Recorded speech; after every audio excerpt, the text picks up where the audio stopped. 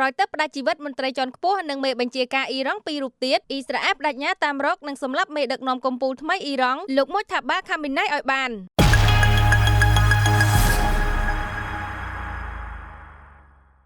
យោធាអ៊ីស្រាអែលកាលពីថ្ងៃអង្គារទី17ខែមីនាបាននិយាយថាខ្លួននឹងតាមប្រម៉ាញ់មេដឹកនាំកំពូលថ្មីរបស់អ៊ីរ៉ង់គឺលោកម៉ូឆាបាខាមីណៃឲ្យបាននេះបើតាមការចេញផ្សាយដោយទីភ្នាក់ងារព័ត៌មាន AFP អ្នកនាំពាក្យយោធាអ៊ីស្រាអែលលោក Ifi Diffren បានប្រាប់ក្រុមអ្នកសារព័ត៌មានយ៉ាងដូចនេះថាយើងមិនដឹងអំពីលោកម៉ូឆាបាខាមីណៃយើងមិនបានឮអំពីគាត់ឬឃើញគាត់ទេប៉ុន្តែខ្ញុំអាចប្រាប់អ្នកនៅរឿងមួយថាពួកយើងនឹងតាមរកហើយកំចាត់គាត់ចោលការព្រមាននេះធ្វើឡើងបន្ទាប់ពីអ៊ីរ៉ង់បានទទួលស្គាល់ថាប្រមុខក្រុមប្រឹក្សាសន្តិសុខជាតិកំពូលរបស់ខ្លួនគឺលោកអាលីឡារីចានីនិងមេបញ្ជាការកងកម្លាំងទាហានប៉ារ៉ាប៉ាស៊ីសលោកគីមរីសាសូឡៃម៉ានីត្រូវបានស្លាប់ក្នុងការវាយប្រហារតាមផ្លូវអាកាសរបស់អ៊ីស្រាអែលគួរបញ្ជាក់ថាលោកម៉ូឆាបាខាមីណៃបានឡើងជាមេដឹកនាំកំពូលថ្មីបន្ទាប់ពីអតីតមេដឹកនាំកំពូលដែលជាឪពុករបស់លោកគឺលោកអាយ៉ាតូឡាអាលីខាមីណៃបានស្លាប់កាលពីថ្ងៃដំបូងនៃសង្គ្រាមក្នុងការវាយប្រហាររបស់អាមេរិកនិងអ៊ីស្រាអែល